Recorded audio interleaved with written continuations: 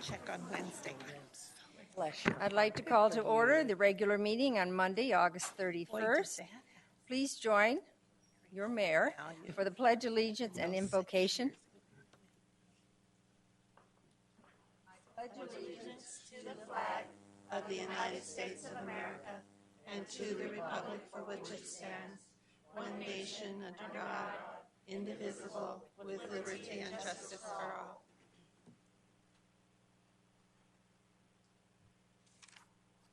Heavenly Father, source of all truth, we thank you for your presence. We begin a new season of challenges and opportunities. We ask that you grant us the wisdom, the integrity, and patience in serving our city. We ask for our eyes to be open, to take on new horizons, and not to cling to the old ways and the sameness, but embrace every set of unique circumstances that present themselves before our city council. We ask for your protection over our men and women of armed forces, as well as our homeland protectors, our public safety. In your name, amen. Amen.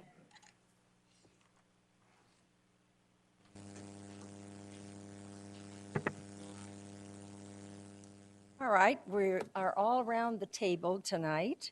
And Bill, are you there? Yes, ma'am. Could you speak up again, Bill? Is that you, Councilman Stipp? Yes, I'm still here. Well, that's not very loud, is it? Is there something we can do? I'm sorry, Bill, we're not hearing you really loudly. I don't know if somebody can adjust that. Is this better? Yes, yeah, that's better. Okay. Okay. So let's go to the first communication item. It's to recognize the Legislative District 4 legislators, Senator Lynn Pancrazzi, Representative Lisa Autondo, Representative Charlene Fernandez, for their recent awards from the Arizona League of Cities and Towns, and I'll tell you, for being friends of the Arizona Cities and Towns. Rob Borg, Governmental Relations Manager, will present. Yes, Mayor and Council, good evening. As you mentioned, Mayor, we're lucky tonight to have with us our three legislators from Legislative District 4, Senator Lynn Pancrazzi, Representative Lisa Autondo, and Representative Charlene Fernandez. And the reason that we're having them here this evening is a couple of weeks ago, many of us were down in Tucson for the League of Arizona Cities and Towns annual conference, and every year the League recognizes those representatives and senators who go above and beyond to really listen to the cities and make sure that they help in any way they can to take care of the residents with legislative issues. And we're lucky enough to have three legislators from District 4 who were named as Friends of the City. And as you all know, part of their district, District 4, covers Goodyear. So that means that they're representing our Goodyear residents well and working with us and partnering with us on those legislative issues. In addition to our residents, they're also serving obviously the other residents of their legislative district and the entire state of Arizona. And I can tell you firsthand, they've been wonderful to work with in my first year here on the job. They've been extremely responsive to our needs and always quick to return calls and just work really well with us as a city. Great partners, and they've just also been extremely willing to attend any events that we have, as you've all witnessed.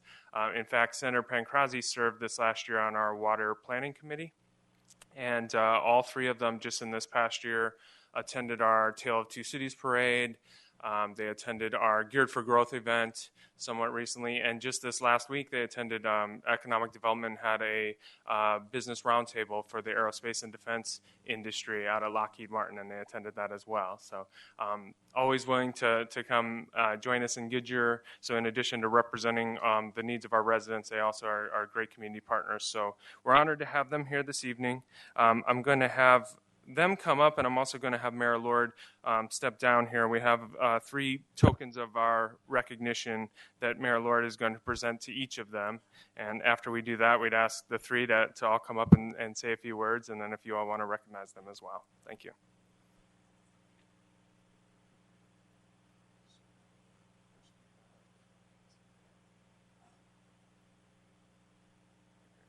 Senator Pancrazzi. Okay, we'll do it one at a time. Yes. Thank you so much. Heartfelt thanks to myself and the council. I'm certainly going to talk to you about it, but the clock almost seems too slight, but what it signifies is the number of seconds, minutes, hours, days that you spend with our council and helping us be a better city. Thank you. And so we all really appreciate that. So we hope you'll display this on your desk and look at it and remember the people from the city of Goodyear. Thank you. And Thanks. are you going to, wait, I'm going to stop. When we finish, let's go up there so the council can get on a picture. We'll do this now first. Did you get that? So.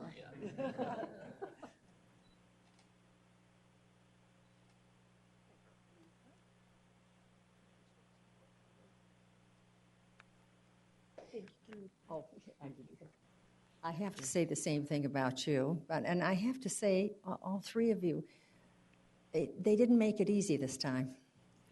When they changed the designations, they made it really hard. And so you're in the car hours and hours. It's very difficult, and yet you reach out to the constituents, and that's really dedication. So I thank you very much. Thank you.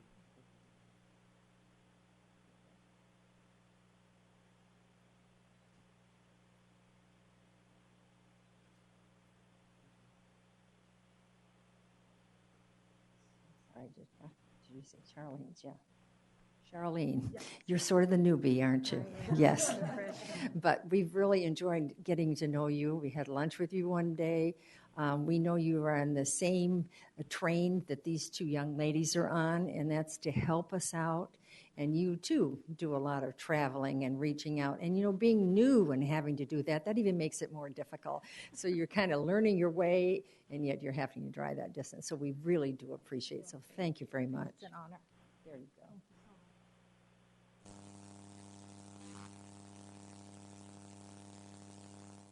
Good.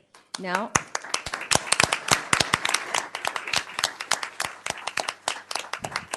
we do need to take a picture with them, with the entire council. But before we do that, council, I know that many of you want to say something. So I'm going to give you the floor to make comments at this point. So we'll start with Sherilyn. Thank you. Well, I just wanted to say that I had an opportunity just last week with a couple of these representatives to go through the Southwest Family Advocacy Center.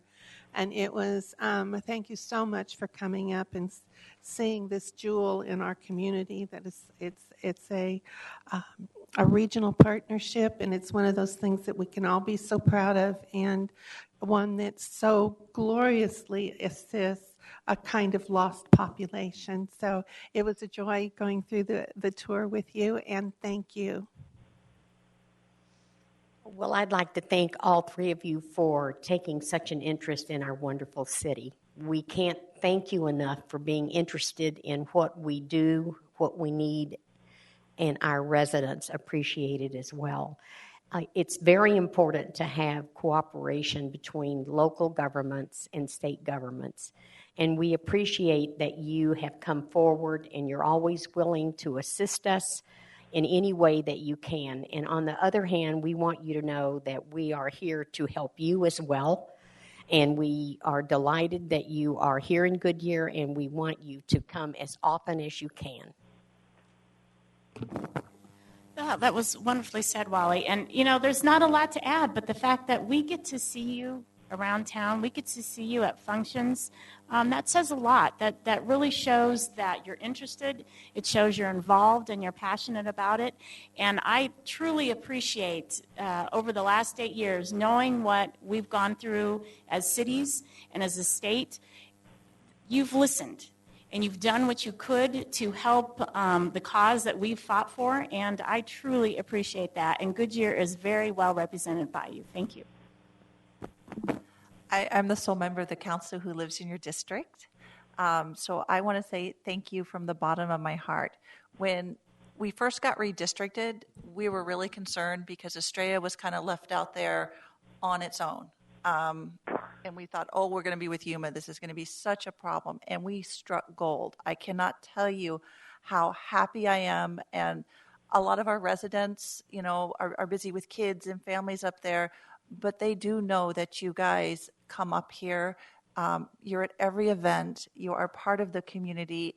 You make the extra effort. You're always there. We were just talking today about different ways that we can work together, and you really do listen. And I think, that is the most important thing, and we are so fortunate that we have such great representation at the state level. So thank you very, very much. Well, I remember our train ride there for the Tale of Two Cities. There's not a whole lot to add except this. You are our firewall. Every year there are challenges at the state legislature, and you're willing to come and talk to us. You're willing to listen to our issues, and you're willing to help us out and meet our constituents.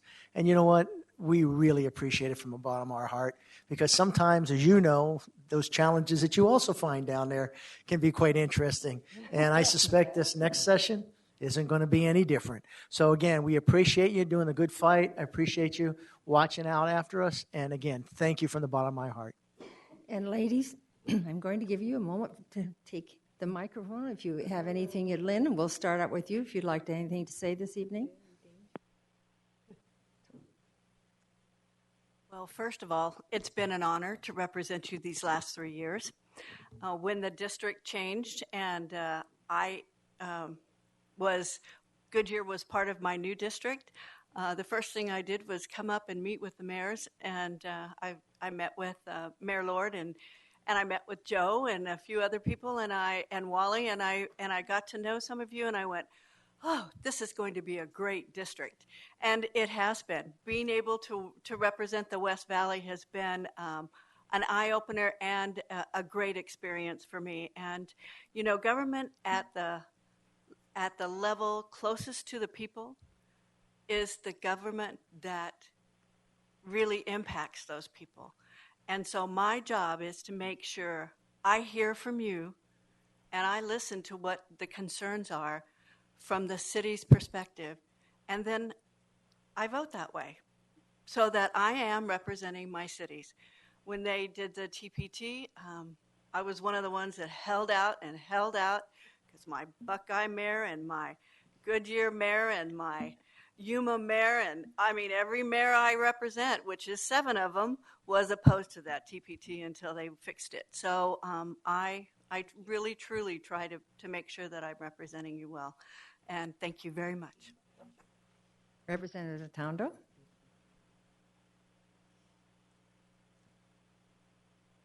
Thank you, Mayor Lord and Council. I just want to say what an honor it is to represent you. And yeah, as you know, this has been my 3rd year here. We're looking to go into the 4th, the end of my 2nd term. There are going to be more fights, and it's an honor to do the fighting for you. I know I speak on behalf of both Representative Fernandez and Senator Pancrazzi when I can say we are so proud to represent Goodyear. This area is booming, and the growth and the way you're growing so intelligently. It's an honor to represent you. As you always know, the door's always open. We'll be on a bus again going somewhere together, seeing more things like we always are, having lunch and discussing really how we can best help you. So it's an honor to represent you, and I just look forward to continue my work with you. So thank you, Council, and thank you, Mayor. Thank you, Representative Fernandez. Thank you so much for this award. If this is actually my very first one, let's hope it's not my last. But I want to thank you from the bottom of my heart. Just to show you how small of a world it is from Yuma all the way over here. My son-in-law is a scout, and where does he scout but at the ballpark here? Yeah. And so he was very shocked and surprised that his mother-in-law represents this area, so it made me very proud. A lot of people think it's so strange the way we were redistricted, and that argument will go on for a long time. But we learned so much from Goodyear, and I think Goodyear learns a lot from other areas too. All the way to Pima County, we have areas in Pima County and a part of Pinal County. So it brings us all together. We learn from each other. So I want to thank you, for that learning experience. As Representative Tondo says, I'm sure we'll be on a bus somewhere, and I look forward to it. And again, thank you. Thank you so much. Thank you. Councilman Stiff, we're not leaving you out, so if you're still there and have a remark to make, feel free to do that. Well, I too want to echo what everyone else has said, and I certainly, I think Senator Pancrazzi said it best, is the government closest to the people is the one that works. And the fact that this representative group listens to us, and it's not just what's good for Goodyear, because what ends up being good for Goodyear is good for all of the cities in the state. And the fact that we've got access and a great relationship, I know every time that I see these three state representatives, I'm revved up about it and excited to see them. And unfortunately, I can't see you tonight, so I'm looking forward to the next time you're up for an event and we get a chance to say hello. So thank you for everything that you've done. Thank you so much, Bill. Let's give a big round of applause for our representatives. Thank you.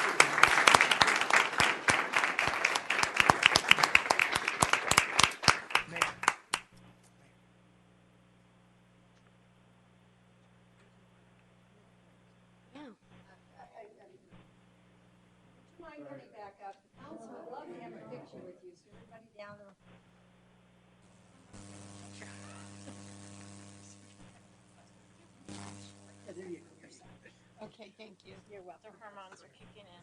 Oh,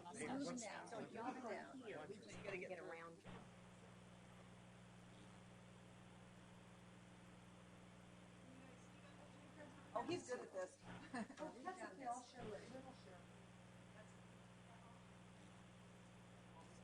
So she can see. Well, you need to come up a little closer. I can kneel down now. Hey, Wally, here. Stand up. No, Oh, yeah, thanks, Joe. I got Wally a stool. Oh, that was my left. You want me to the right?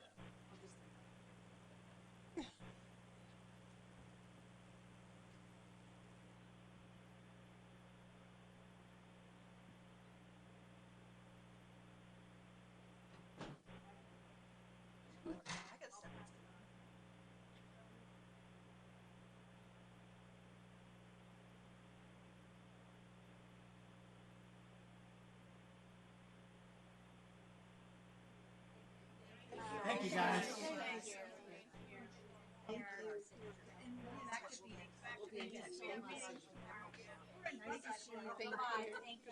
Take care. I hope so. Thanks, Lynn. Thanks for all you do. Somebody airbrush that Band-Aid out, okay? Photoshop.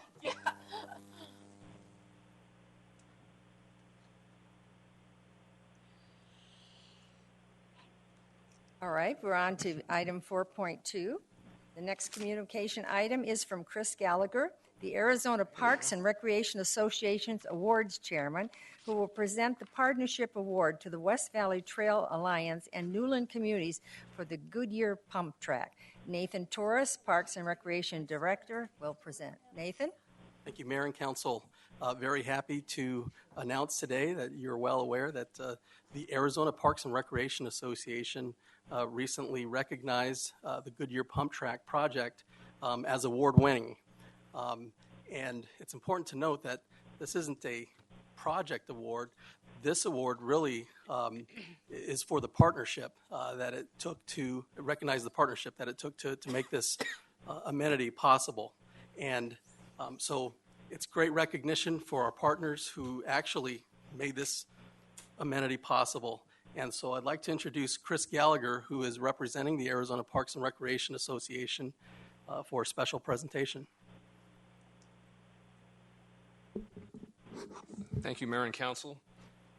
The Arizona Parks and Recreation Association each year receives a large number of nominations in multiple categories for facilities, programs, individual awards, and one of the awards that we do have is a partnership award. And each year the partnership award historically is the toughest award to win because it always gets the most nominations.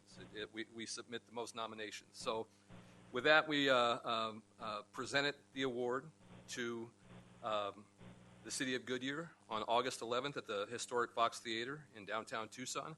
And right now, we'd like to show a little video that we showed at that presentation. It's a couple minutes long. We'd like to show the video.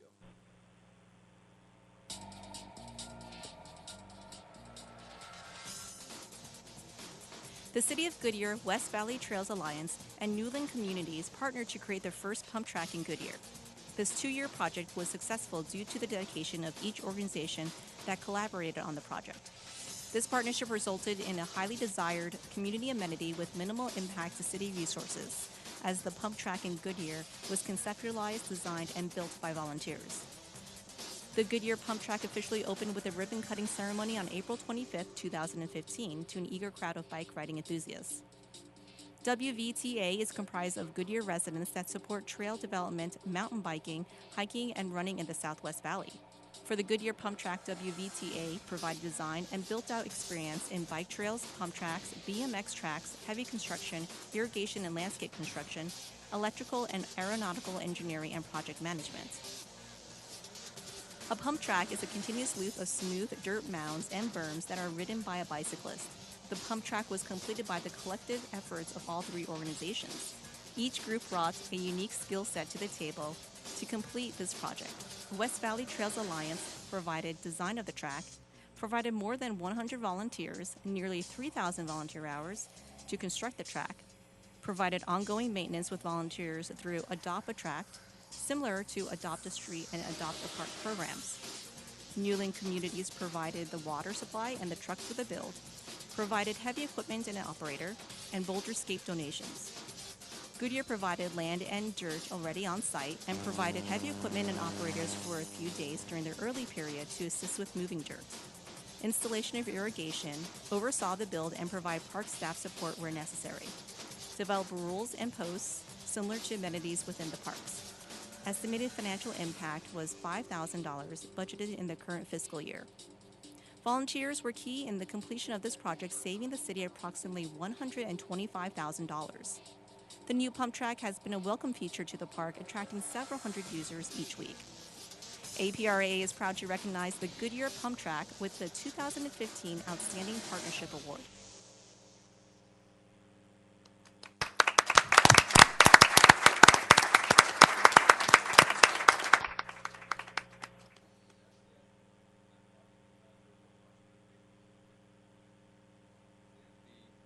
The 2015 Partnership Award, not only to the City of Goodyear, but their partners. And those partners include the West Valley Trail Alliance. And we have some members here tonight. I'm going to read their names. It's Ruben Ortiz, Jeremy Goodwin, Chris Alvarez, John Peters, Bill Klingenberg, and Kim Dowd, here from the West Valley Trail Alliance.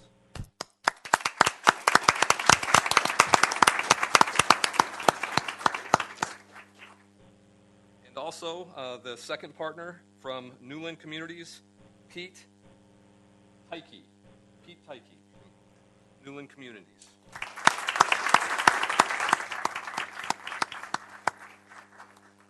And that is the Partnership Award, and the Arizona Parks and Recreation Association is always happy to come out and to present the award winners to the councils, and we thank you for having us. Thank you. Thank you. Well, Nathan, do you have anything else? I don't want to cut you. Just after comments, if we can gather for a quick picture. Okay, that's great. So, to the council, comments, or yes, Councilman Campbell? Well, what an honor for Goodyear and for our pump track. Thank you, Arizona Park and Recreation Association, for honoring us. We have such a wonderful community of volunteers who love this city, and I think who love riding the bikes more. And they made this possible. But thank you so much. It's very heartwarming when folks outside of our community recognize our volunteers and recognize what a wonderful community we really have. And this is definitely a project that other cities are going to follow if they can just get it all put together as well as we did. And to all the partners, thank you so much. Pete and everyone, we just appreciate it very, very much. Councilman Osborne? Well, thank you. And I know that we've said our thanks in the last few months, but we love saying it again. And especially, we know you didn't do this for an award. You did this for the kids of Goodyear. You did it for the adults at Goodyear. It was wonderful to see you all come together. But something that I have thought about that I don't know that was said was that we appreciate you being kind of our test case, because now it really shows how volunteers can bring something to the city and we can get a project done like this. And going forward, we know what some of the tricky points are that you've laid out for us that we now have been through, and we can have other volunteer groups, put things together for us like this. And I really appreciate that. Thank you. Bertano? I'm so proud of, it's like Estrella Day here or something. It sort of is. Of this amenity to our community up here. It's so wonderful, and especially as it cools down, I'm sure there's going to be tons of even more kids there and adults. And so it's a great amenity. For those that haven't seen it, should need to go up there and take a look at it, because it was started by volunteers and just working together. And thank you all for all your hours and hours of work. Councilman Pizzello? It's hard to add all that, but again, another great example what makes this community great. Volunteers stepping out, and again, I'm sure you've heard it all the time. A lot of hours people spend here to make this community great. You're just another great example. Again, thank you very much. Councilman Stipp? Mayor, I don't really have much to add. Very proud that we were able to get this done, and the partnership. And I think Councilmember Osborne said it very well. A great leaping point for us to know what we can expect in the future.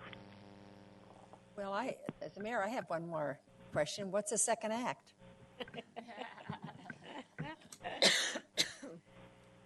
Mayor, Council, great question. We're actually planning right now Phase 2, which will be a more advanced course scheduled for construction later this fall. Well, gentlemen. And they're ready to go. Great job. Sir.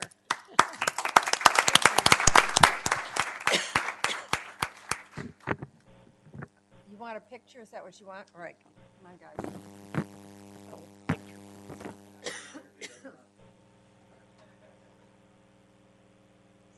Someday when we get the nice city center, we'll have a special place for pictures.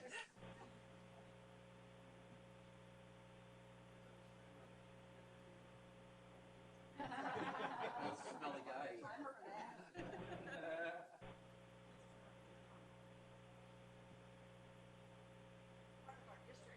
Yes, it is. It certainly is. Guys, Facebook.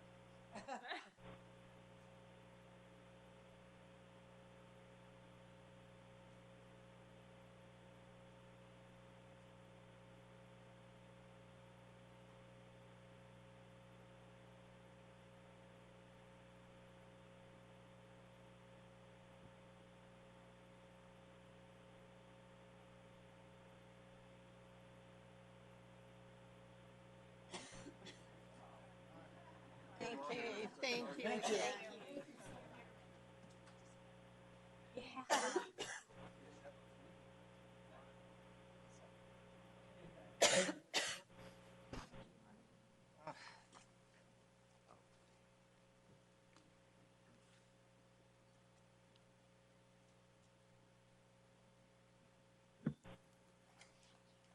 Good. That's it. Now is the time for citizens who would like to address the City Council on any non-agenda items. Do we have any cards? No, Mayor. All right. Is there anybody in the audience that would like to speak? All right. With that, we'll go on to consent agenda. Will the city clerk please read consent agenda items 6.1 and 6.2 by title only, please? Item 6.1, approve the final plat for La Ventia Phase 2, subdividing 17.73 acres into 107 single-family court home lots and 11 tracts, generally located west of Saraville Avenue and north of West Bellevue Street, and 166th Avenue within the Canyon Trails planned area development, subject to stipulations. Item 6.2, accept the dedication of a public utility and access easement across a portion of Tract C of Canyon Trails Unit 2 within the alignment for La Ventia Way. Thank you. Does anyone from the public wish to remove an item on the consent agenda? Does anyone on the council wish to remove an item? Councilman, Osborne? Yes, I'd like to Remove or a question? No, I'd like to remove 6.1, please. Separate vote. All right. So let's go ahead and take care of then 6.2. Could I have a motion for 6.2, 155656, please? So moved. Second. I heard a motion by Councilman Campbell and a second by Councilman Osborne. A roll call vote, please. Vice Mayor Loretano. Aye. Councilmember Osborne. Aye. Councilmember Pizzillo. Aye. Councilmember Campbell. Aye. Councilmember Stipp. Aye. Councilmember Homan. Aye. Mayor Lord. Aye. Passes 7-0. All right, so we've pulled on 6.1, so a presentation I'm assuming you would like to have. Not necessary for a presentation. I just will not be voting for this item in favor of it. So you pulled it because you're not going to vote for it?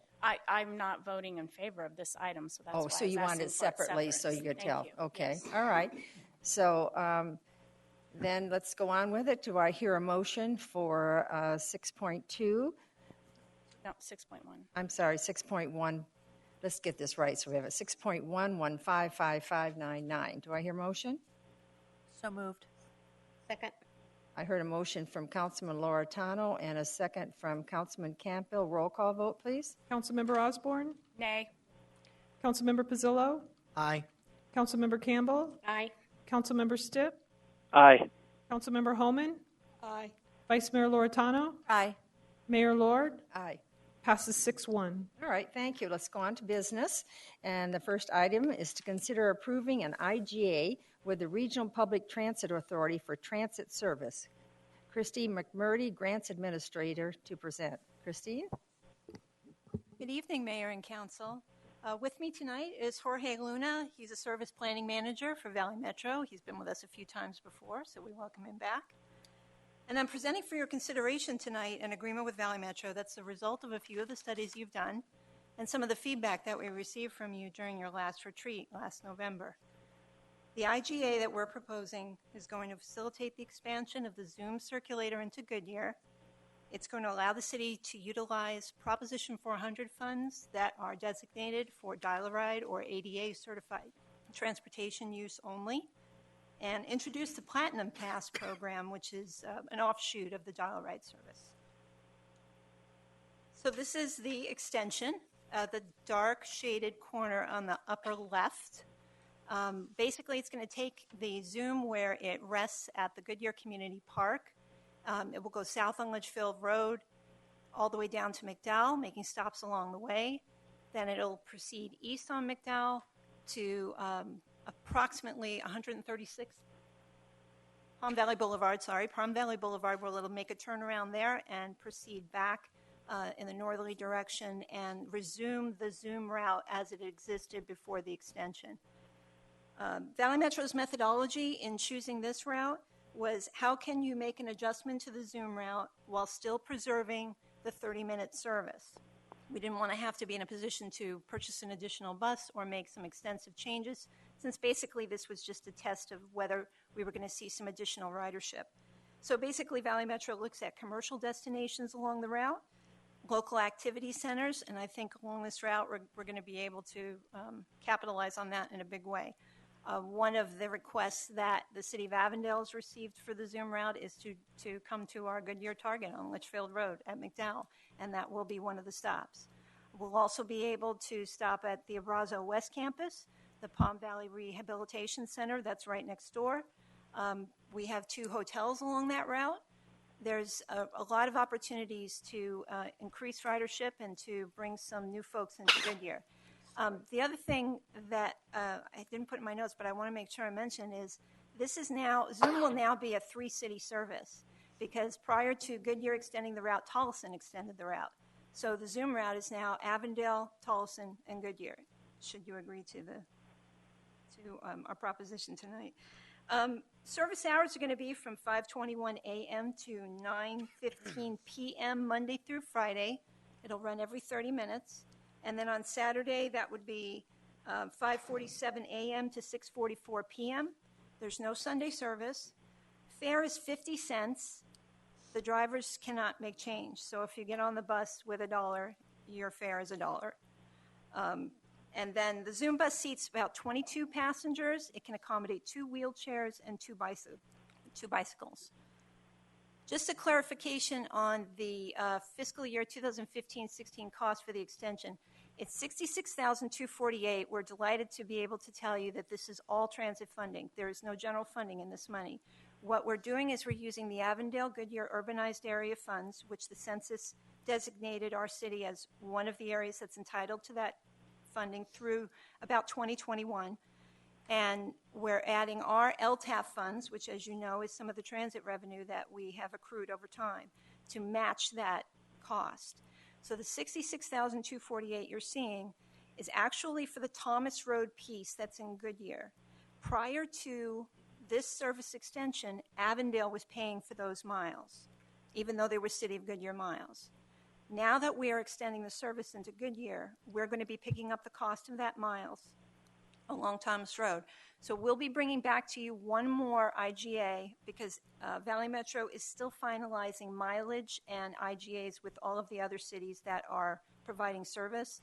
We expect to bring that to you around October, in the middle of October, which is about the same time that this service would start.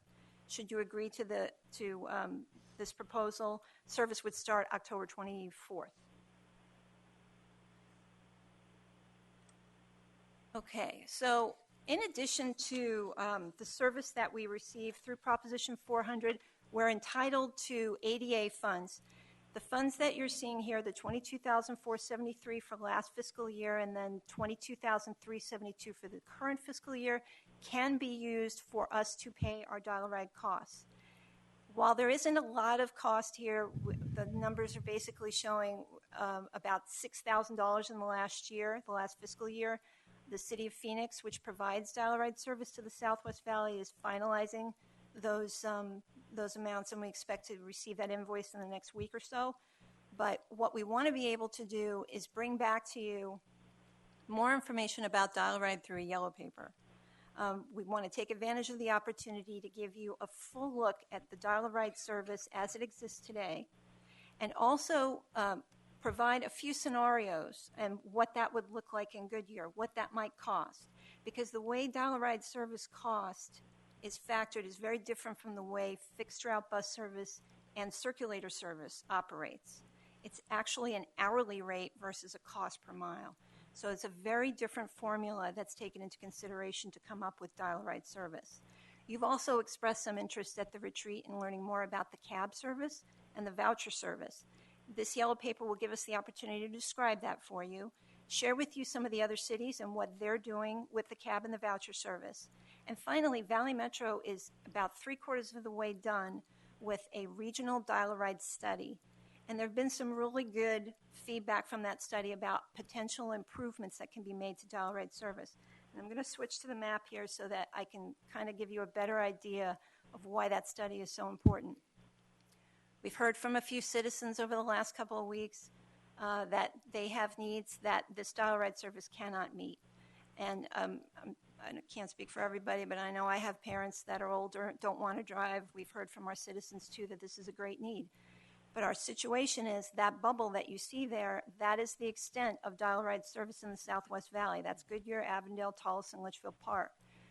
And what Valley Metro is looking at right now is there any way that we can reduce the need for residents to transfer out of one service area into another without having to stand outside and wait for that next bus? It's a very difficult thing to be able to get somebody from Goodyear to some sort of medical service that might be located in Sun City or Buckeye or somewhere else in our region. It's a big challenge right now. And as soon as tomorrow, there's going to be a lot of discussions about maybe expanding the dial-a-ride service area to capture some of the other regions. It's going to be a challenging conversation because it's a very expensive service to provide. But some of the cities have already started consolidating their dial-a-ride service areas. So there's a lot of good momentum right now to address this need. We want to be able to educate you first on the basics of dial-a-ride and then come back to you on whatever day that you're ready to have that discussion. But we're looking at getting that document to you by the end of September, maybe having that conversation in October, or we can even schedule it during your retreat. But I've received a few phone calls myself. Bob Wright from the Goodyear Lions Club reached out to me. We had a really great conversation.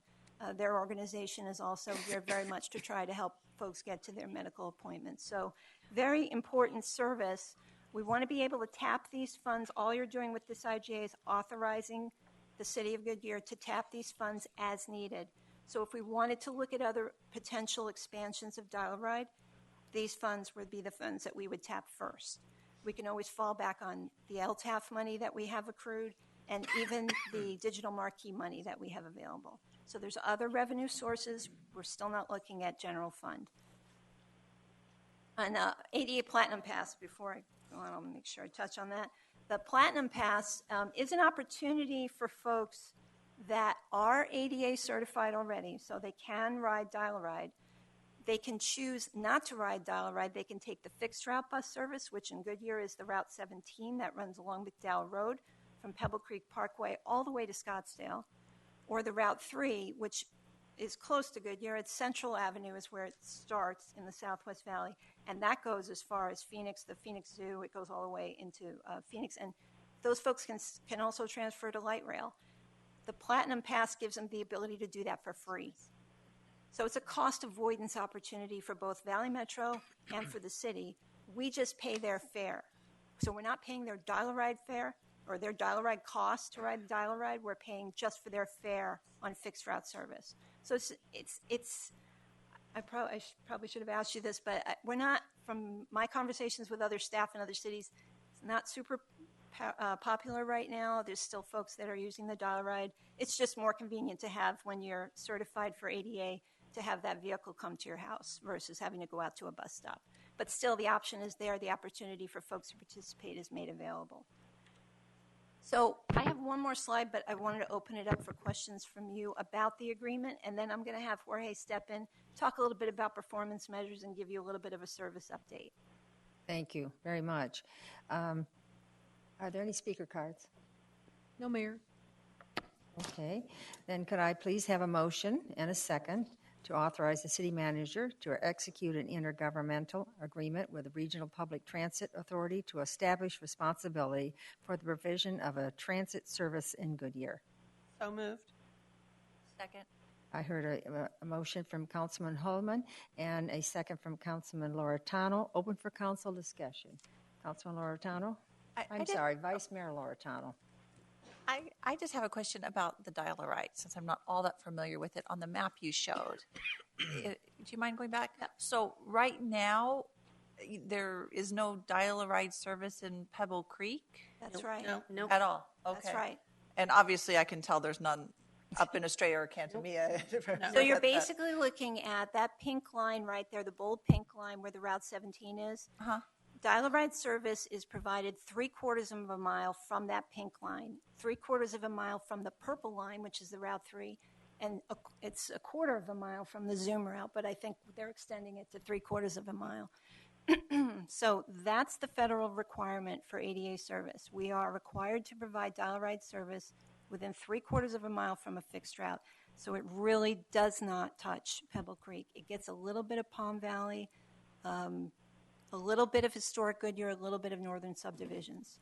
And we are seeing some ridership, people that are going to the same location over and over again. And I will be able to provide you some of that information on a map when we serve up the yellow paper to you. Okay. Yeah, I just want to make sure I was reading the map right. It seems odd that the areas that we seem to probably would need it aren't served. So that's exactly. I don't know what we do about that. Yeah, it's a tough call. And we're going to provide you some scenarios in the yellow paper so that you can see what the opportunities are. It's very challenging. Okay. No, I appreciate it. I just want to make sure that I was looking at that correctly. And I like the moving the route and everything. I think that will help. It's a good start.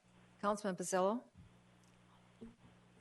On the Zoom, any idea of what you think the additional ridership? Because I like the way it's traveling because it'll go by Target, maybe allow people wherever they stop to get to the hospital or get to some of those medical facilities there. So it will help some that are near the Zoom or can get to the Zoom to get to some of their facilities. And maybe with the hotels there, will have some of them come down that don't want to take their car out that lot at the hotels and stop in to Target or stop into some of those other shops that they have in through there. So I like the route, but any idea what kind of usage it may get? Mayor, members of the council, again, my name is Jorge Luna, and And regarding ridership, it varies. We have a propensity tool, and off the top of my head, I can't remember the total number of passengers per mile that could potentially be drawn, but it all varies on marketing, on the interest, and just publication of getting the word out, to get riders on there. Take for example Route 130, the start 131, the old sort of Zoom, which Zoom morphed into from a 80-minute service to 30-minute service, and ridership just went through the roof. It's just that service quality. Now at 30-minute frequency, you're going to see some ridership, but at the top of my head right now, I wouldn't be able to tell you what that ridership was. But it is good service, bi-directional service every half hour, Monday through Saturday. Yeah, the other thing, Councilmember Pizzillo, is one of the things Jorge and I were talking about is in looking at opportunities to expand the Zoom, we also looked at expanding it north on Litchfield Road to the Wigwam, but we would lose the opportunity to reach the hospital. We wouldn't be able to hit the target. The target, I know from having talked to the transit coordinator in Avondale, is a big one. They really want to be able to get to a target. There is no target in Avondale. But we looked at the Wigwam. It's just that there's not enough activity centers going north. There's way more opportunities for folks. And I think about teens that might want to get a job at the restaurants or even over at Palm Valley Pavilions. We're going to show you another slide that shows service. There's a lot of people that are using their bicycle once they get off the bus to get where they need to go. And this is really an excellent place to make connections. You can take the Zoom and connect to the 3. You can connect to the 17. There's a lot of opportunities to build ridership just from this little extension up to the north. So we're very optimistic that we're going to see some impressive information, and we are going to bring that back to you as well. Councilwoman Holman? Oh, thank you. Well, I'm just so excited I'm very excited to get a start on getting that Zoom into Goodyear. I think we are going to find predicting is we could just go, and take a stab, because you really can't until it happens. But there's a thirst in our area for this transportation, and our very first circulator bus was in the year 2000, and we just astounded everybody with the ridership we got. So there is a thirst for it, and I think we're going to getting a start is just so important, because until you have that start, it can't feed on itself, so to speak. So I applaud you. I agree. I think where that route is going to help the maximum number of people for the number of miles that we can do now. Councilman Campbell? Okay, I've just got a question about the extension of the Zoom. You're asking us to approve an IGA that will extend the Zoom 1 mile? Roughly, yeah, it's close to 2 miles. From where to where? From the Goodyear Community Park north. Yeah, I see it there all the time, parked there. Right. It actually takes a rest stop there because it has a time that it has to get back on the road. And then it goes down Thomas to the college. Turns back around and goes back down Thomas. So the money that we're approving tonight is going to cover the Thomas miles that are our miles that we should be paying for. That they're doing anyway. That they are doing anyway, but at Avondale's cost. But now that we're extending the service, we need to pick up that cost. Okay, so forget the cost. I know it's Okay. there. That's not an issue. But what I want to know is what new are we giving our residents exactly? And where are we going on this bus with our residents? Where can we tell them now you can go to X, Y, and Z? Okay. So once it gets out onto Litchfield Road, the new part of the route is Litchfield Road from Thomas Road south to McDowell, and then McDowell Road east. Litchfield Road to McDowell? Yes. Okay. And then McDowell Road east to Palm Valley Boulevard. All right. And then it will turn around and go back. Okay, and it will resume its route in Avondale. Okay.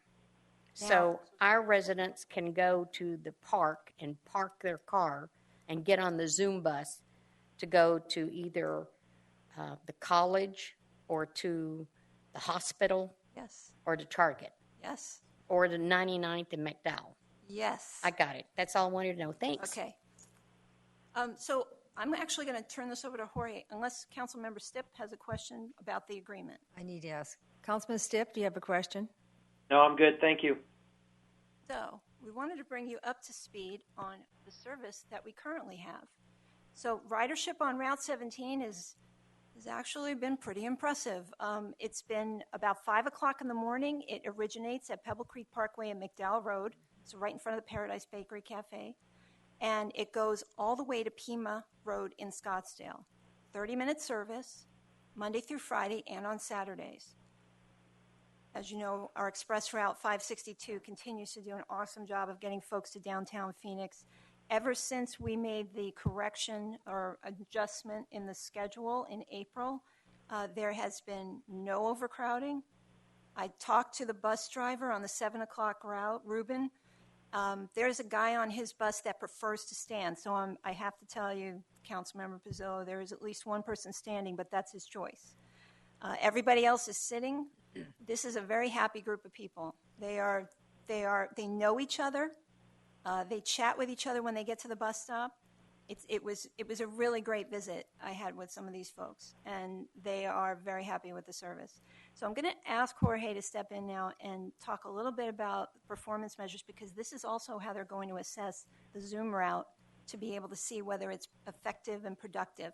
I have to say one more thing. The lady that you see in the picture on the left, the Route 17 picture, her name is Deidre. She lives in Wildflower Ranch. She rides her bicycle to the 5 o'clock Route 17 bus to get to work at 32nd Street in McDowell. And she loves the service. She said she tells all of her friends about it. She's so happy that we expanded service on McDowell, because before she would take the Route 3 on Van Buren, and she had to ride her bike further. This is a lot Rides closer. in high heels. Yes, She's yes. got high heels She on was there. very well dressed. I almost expected a hug. She was so happy that we were coming out and we were checking on the service. So the bus drivers have a ton of stories about folks that use the buses to get to work, to get to school, and it was a delight to talk to some of them. The one that stands out is the driver that's after this, and I think he's the 532 driver. He said he sees people parking at the Estrella Falls Mall parking lot right across the street here, walking across the street and getting on the bus. So they are choosing to ride transit. They have a car. So some really great observations, and we'll go out and we'll have these conversations as we see the service start to pick up, just so we can get more feedback. Nice So I to just hear. wanted to share that with Councilman Pizzillo? No, I just wanted to add, I really appreciate that, because some of the issues we've had and some of the complaints that we've had and some of the concerns I've had as far as people standing and, this worst case scenario in my brain, because you're going on 10 and the speed and what happens if there's an accident. And I appreciate the fact they made the adjustments on the time. I'm not getting any more emails, which means everybody's happy. And again, I appreciate you stepping up and taking that for me. Thank you. Councilman Campbell had one more question. Yeah, did you say Route 17 runs every half hour all day long? Yes. From when to when, and Monday how much through does Friday. it cost? Fare is $2.50. Okay. I'm going to turn it over to you now. Okay, so the fares is $2 one way and $4 all day, but that all day ticket gets you for the entire system. Okay, and it's Monday through Friday? Monday through Friday and Saturday. And Saturday, but not on Sunday? Correct, that is correct. No Sunday. Okay, and then, and then the 562 runs every half hour? No, the 562 Councilwoman is, I believe, four trips in the morning and 4 trips in the evening. 4 in the a.m. And do you know when that is? I'm putting it in a newsletter I'm doing. I'll be more than happy to send you really Okay, good detailed yeah, information. that'd be nice, through 'cause I'm Christine, gonna so share it with you one can of get the my right information on it, subdivisions. definitely, yeah. Okay. So, That brings. They might need it. Go ahead. That is express bus service, so that originates at the Park and Ride and goes to downtown Phoenix. That's the 562. So the 17 is the local service. That one goes on McDowell Road. Yeah, that goes all day long, That's every right. half hour. But the express service is only early in the morning and then late in the afternoon from Phoenix back to Goodyear. Okay, so we don't have any service that if I wanted to get on a bus and go to downtown and shop for a couple of hours and come back home, I could not do that. You could do that on the Route 17, which runs along McDowell Road, or you could get the Route 3 at Central and Van Buren. And do what? Route 3 runs along Van Buren from Central Avenue all the way down to the Phoenix Zoo. So if you wanted to take a stop along Van Buren, you could do that. Or you could ride on the 17 all the way to downtown Phoenix and to Scottsdale every 30 minutes, and you can start the service at Pebble Creek Parkway. You can get a stop at Bullard. You can stop at Litchfield Road. There are multiple locations in Goodyear where you can get the Route 17. And you can transfer once you get down there. You can transfer to the light rail. You can transfer to other bus service. Okay, it's not for Pebble Creek, by the way. It's for another subdivision. I was just going to say that. Is there any way that we can get the schedule sent out to the different alliances and homeowners associations? We'll get that out tomorrow. And I want to have Jorge talk a little bit about these performance measures. Mayor, members of the council, we've been working with all our partners, all our member agencies on transit standards and performance measures. And phase one was the standard of service, 30-minute frequency across the valley. What would it look like for an individual to understand I'm on the East Valley or West Valley, South or North part of the valley? When will service be arriving? So we worked on the standards, 30-minute frequency, number of days of the week to be served. The phase two was the performance measures. What is it that we'll be benchmarking or looking at for performance for all routes in the system? And every route has a different characteristic and operates in a different manner. Express routes have a certain type of sort of thresholds that they should meet. Local routes and circulator routes have another threshold that they can meet. On the circulator side, again, I applaud you. It's very local. It's very it's a point of pride for the community. So we take that element also into looking at how it performs. And to the point of the lady there taking the bus, it's what we like to call the first mile, last mile. If where the bus ends, there's other modes of transportation, either, of course, active transportation, walking or biking to be able to bridge that first and last mile to connect to the rest of the system. So those are other elements that we like to look at. And, we also have the MAG bike and ped map where folks could actually tie the routes and the transit routes and the bike routes together so they could see linkages where they're existing and have safe access to the system. Now, back to the Zoom. Over time, what to expect is gradual increase in ridership. We like to leave a 2 to 3 year break-in period where, ridership won't automatically appear, but you have to let folks and individuals get comfortable with the service and allow them to understand that the service will be there tomorrow or the next day, so they trust in being able to ride comfortably. And one good thing is when you see this ridership going up, you'll get requests for additional circulator service. So we keep track of that through the customer assistance line and also through general communication with city staff and you all. So that is what you could expect over time. With Thank that, you. Any questions? Councilman Stiff, do you have anything that you need answered? No, I have no questions. Thank you. Anybody else? Councilman Osborne, did you have?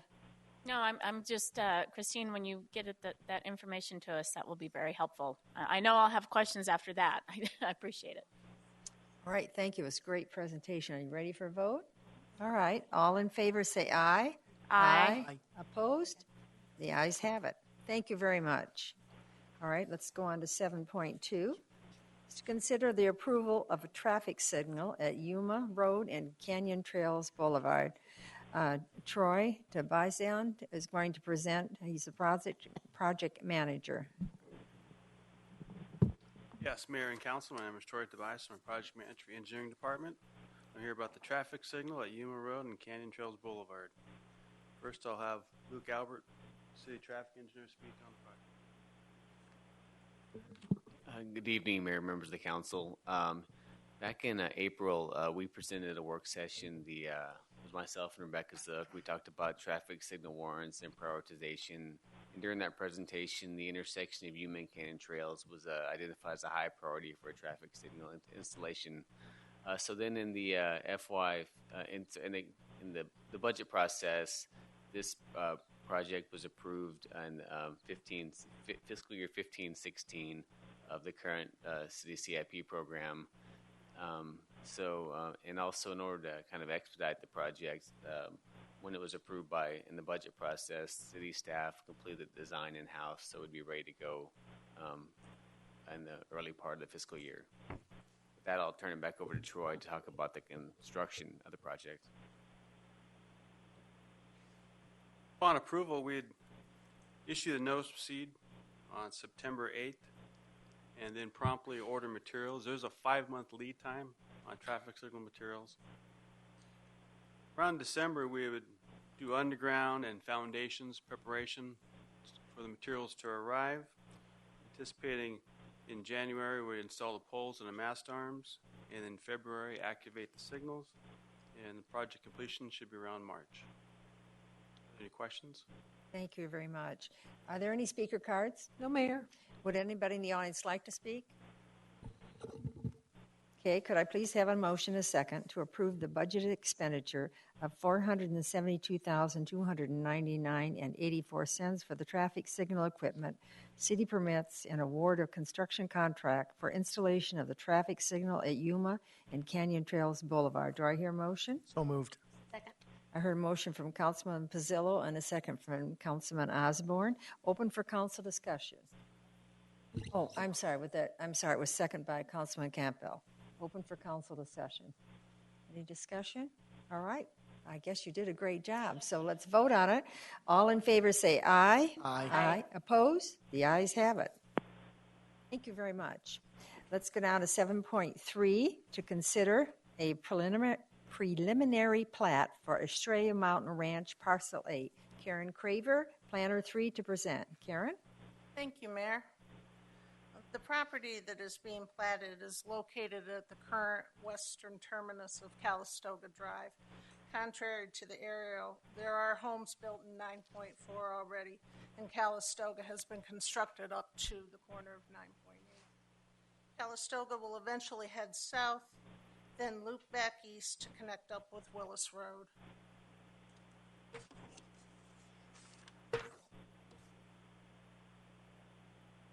The plat provides for the division of 38 acres into 106 single-family lots with a 7,200 square foot minimum lot size. The proposed 60 by 120 lots will exceed the city standard of 60 by 100s. There are open space areas, trails, and a pocket park included on the plat as well. The plat also provides for the extension of Calistoga to just past the second of two access streets into parcel 9.8. Calistoga, as well as the internal streets of parcel 9.8, will be dedicated to the city. The Homeowners Association will maintain all community open space tracts, amenities, and right-of-way landscaping.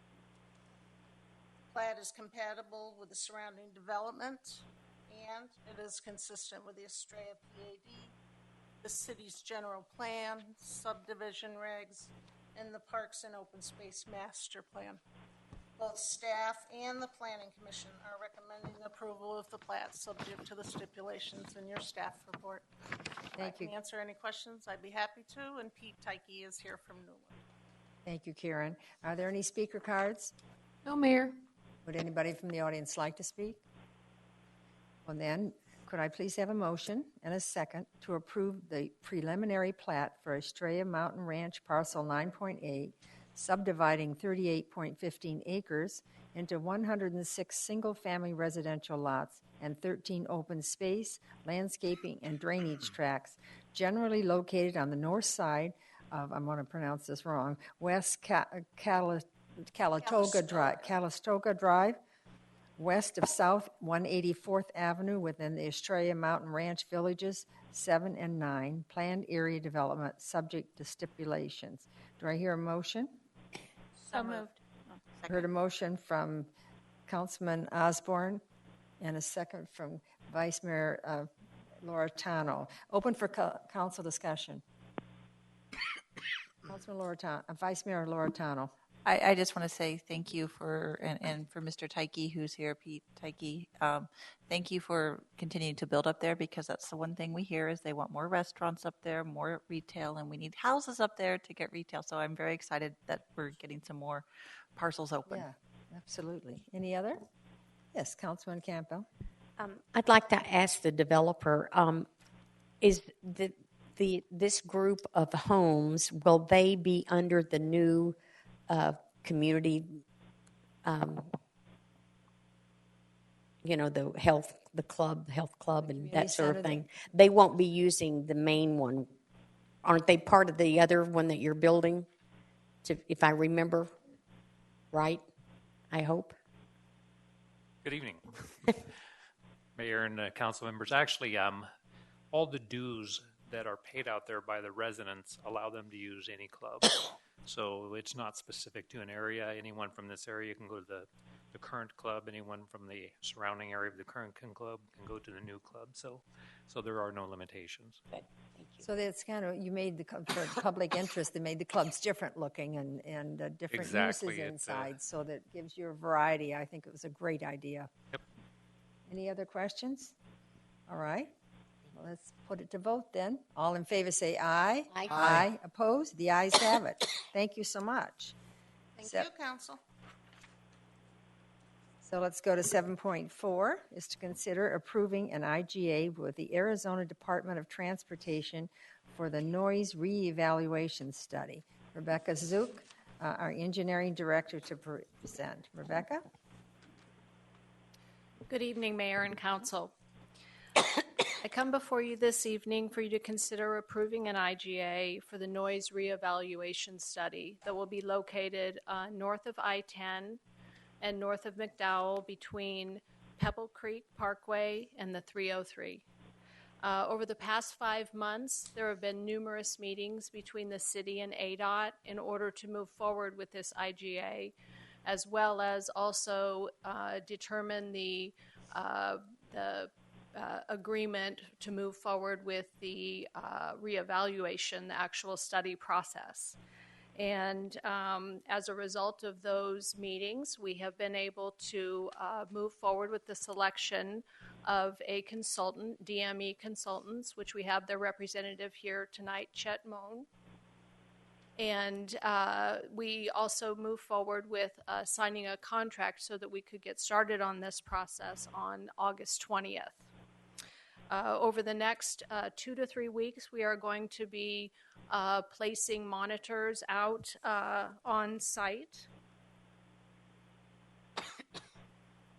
This is a representation of where those monitors will be located. The majority of them will be located north of the McDowell Road within the Pebble Creek community, as well as Palm Valley Phase 8 community. And then we have additional monitors that are located just north of I-10. We are currently working with the HOAs in those areas to coordinate with the residents so that we can gain access to their properties so that we can conduct this study. The total cost of this project is not to exceed $50,000, and it will be funded by ADOT. We will pay upfront and be reimbursed once the work is complete. And so with that, I would be happy to answer any questions that you might have, as well as Chet with DMB would be happy as well. Thank you very much. Are there any speaker cards? No, Mayor. Would anybody in the audience like to speak? Then may I have a motion and a second to approve the execution of the intergovernmental agreement JP 8-15005-343 with the state of Arizona, acting by and through its Department of Transportation, to provide funding in the amount of $50,000 for the noise reevaluation study. The study is to be conducted along the north side of Interstate 10 from State Route 303 to the stray of Pebble Creek Parkway. Do I hear a motion? So moved. Second. I heard a motion from Councilman Campbell and a second from Councilman Osborne. Open for council discussion. Councilman Basillo. Just a general question. The monitors themselves will pick up conditions today. Is that correct? Okay. That is correct, but I'll let Chet come up and answer any technical questions that you might have. Okay. That is correct. The noise equipment will pick up the existing conditions, which includes I-10 and McDowell Road as well. Okay. Well, here's my question. You've got the current conditions of what it's going to be picking up. Okay. Yes. There's no rubberizing on there yet, or there's no buildings there yet. That is correct. Do you have the capability of modeling those conditions once you get a base of these actual monitors? So what's the impact if it's rubberized? What's the impact once it gets full building? You kind of get where I'm kind of going. That is correct. The first phase will address the existing noise level conditions, and it will consist of the long-term measurements where we identify which part of the day will be the loudest. And then the second phase, or the second part of that, will be a short-term noise level measurements to go and identify hourly measurements during when it's the noisiest. And for your questions regarding the future conditions, we will be using T&M, the FHWA approved traffic noise model 2.5 to address future conditions. And that future conditions will address the build-out condition for the I-10 303 Ti, as well as the rubberized asphalt. Currently, ADOT does not apply rubberized asphalt credit because it's still under a pilot program. But we can look at that because normally when you add rubberized asphalt, there is approximately 4 dBA noise level reductions. But we will show that in the report. And that's the second phase of the study, is to address the future conditions with potential buildings in the way and future traffics that I believe we would be getting from MAG. Is that correct? Yes. Correct. Okay, yeah, that's all I want to make sure is we're looking at all of those pieces when it comes to noise. I want to make sure we have the noise mitigation, but the same token, I don't want us building something if for no other reason just to build it. So I appreciate that. Thank you. Thank you. Councilman Holman.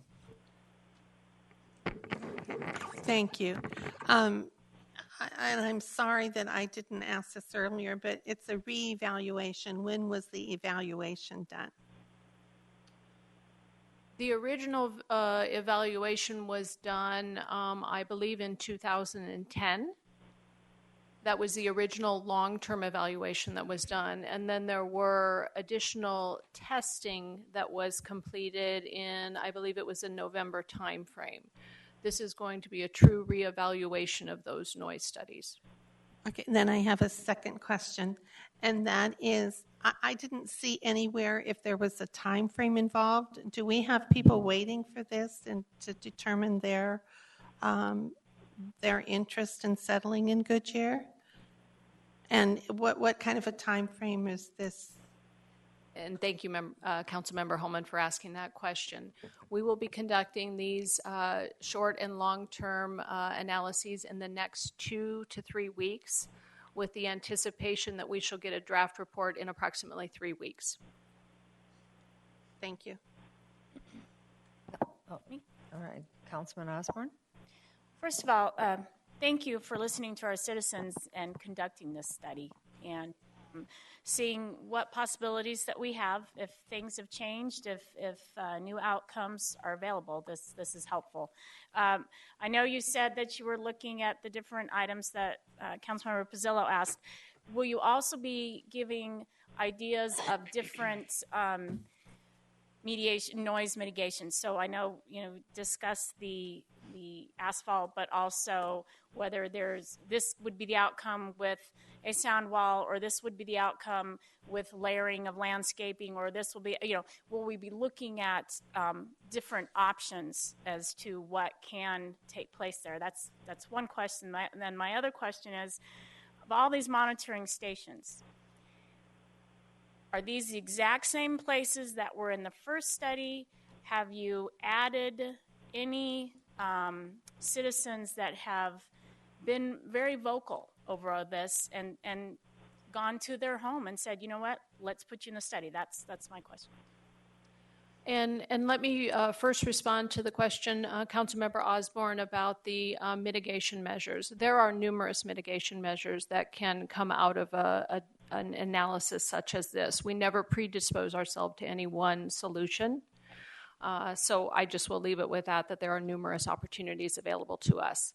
And to your second question about the number of residences and who they might be if they were part of that first group, We have, I think it's 12 residences that we're going to be placing monitors at, or 12 locations that include residences.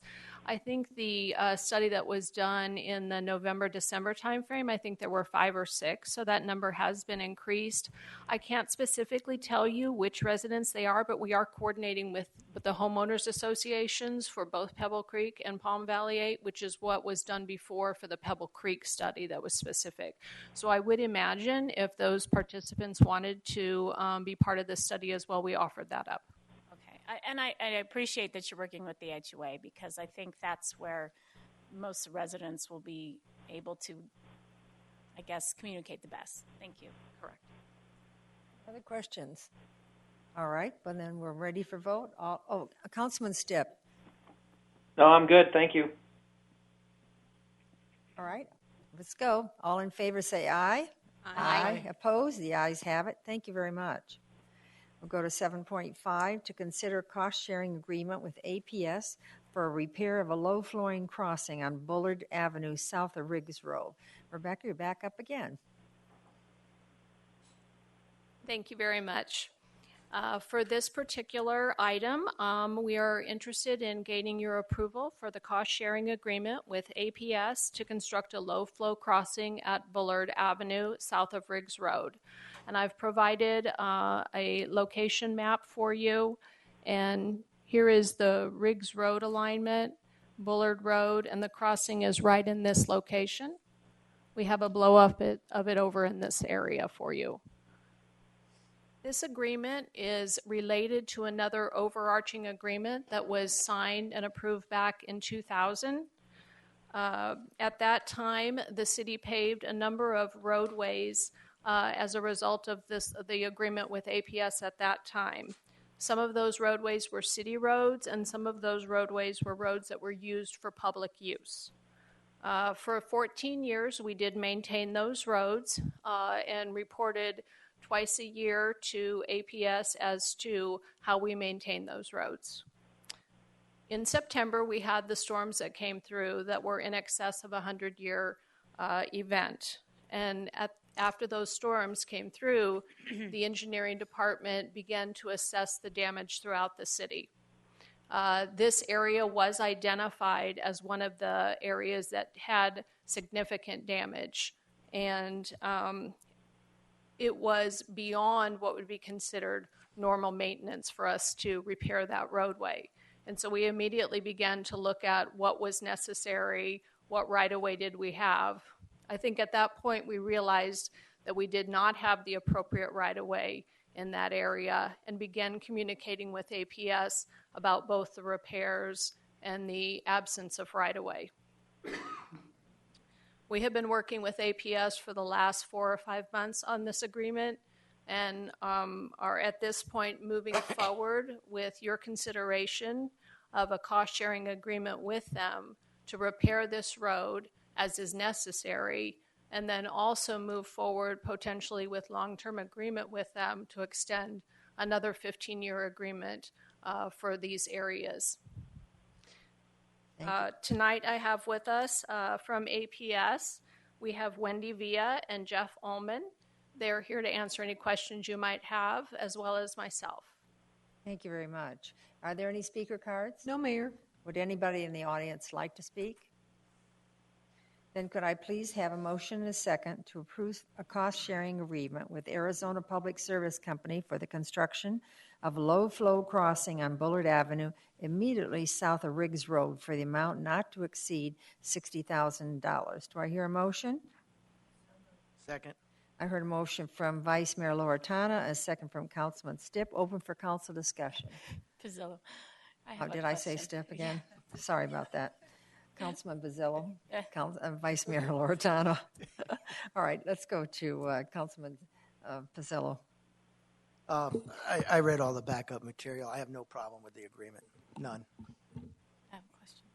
Councilman Osborne. Okay, so this all came about because of the flood, correct? Back in whenever it was, you said the 100-year flood. Does this not, if that was from that rainfall, could this not have been something under FEMA? Because wasn't that a time where the governor had said we had disaster areas and this was torn up because of that?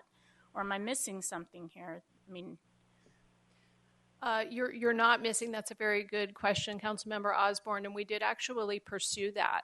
That was right about the first month that I started, but I do remember that we absolutely entertained that idea and reached out, and I apologize for not having the details in front of me right now, but there was not the ability to receive any funds for that work. And I can get the details on that, but absolutely we pursued that.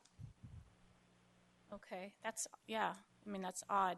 Is this not a, and I apologize not knowing this roadway that well, so is this a heavily pedestrian road at all, or is this more of a, explain why it's, I mean, this is almost a year now that this road is still messed up, correct?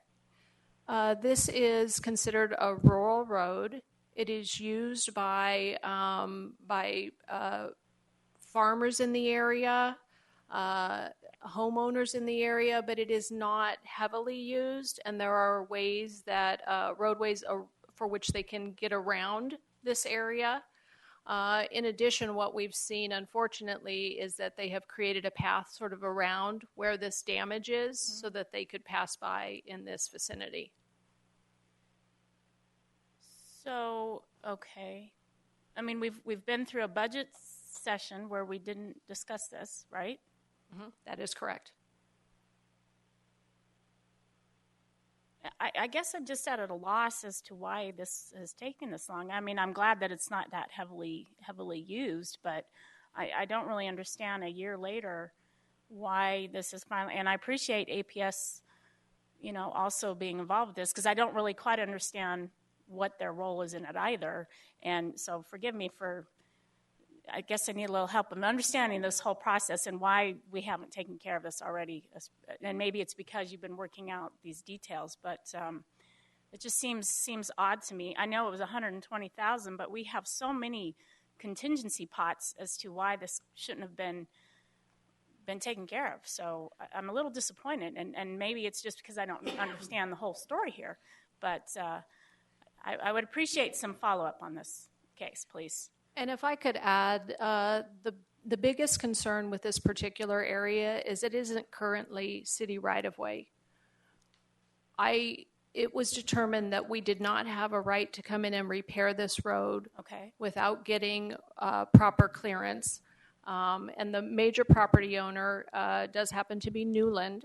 And so we have approached them currently with achieving a temporary construction easement so that we can do this work, hopefully moving forward with gaining the right-of-way necessary for both this road, 1.5 miles of Bullard, as well as 5 miles of Riggs Road that currently don't reside within the city right-of-way that we have been working with APS on. And it's not that simple of an issue is what you're telling me then, it sounds like. That is correct. Any other questions on the dais? Councilman Stipp? No, I have no questions.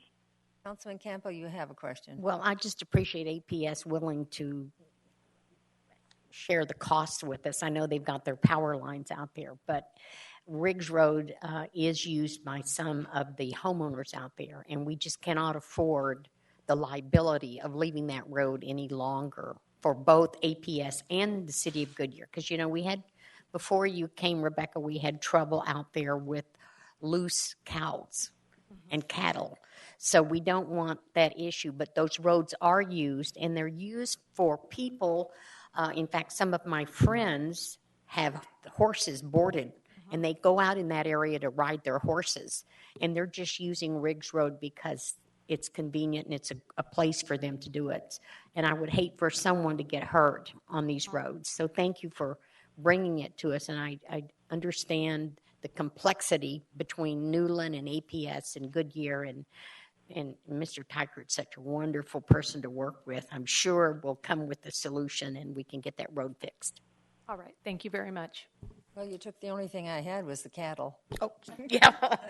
I remembered. Yes, the cattle. yes, it was pretty traumatic. So, okay, I think all the discussion is done. So we're going to vote this. All in favor say aye. Aye. Oppose? The ayes have it. All right, Council.